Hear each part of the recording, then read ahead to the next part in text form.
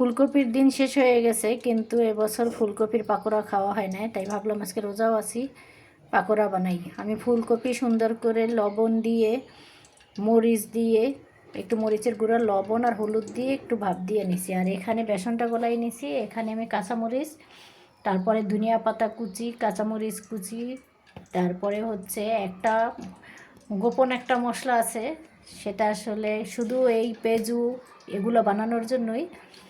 সেটা যদি আপনারা জানতে চান পরে আপনাদেরকে বলবো, কমেন্টে জানাবেন। আর হচ্ছে এখানে চাট মশলা, লবণ, এগুলো দিয়ে সুন্দর করে আমি বেসনটা গোলাই নিছি। এখন ভাজবো, তেলে চুলায় দিয়ে দিছি। আমি একটা দিয়ে দিই, বিসমিল্লা বলে দেই। বিসমিল্লা রহমানির রহিম।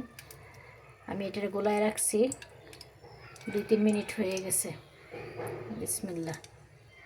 এই যে 3টে করে দিব, যাতে একটার গায়ে একটা লেগে না যায়। দিয়ে এভাবে করে পাকোড়াগুলো সুন্দর করে মচমচে করে ভেজে নিব।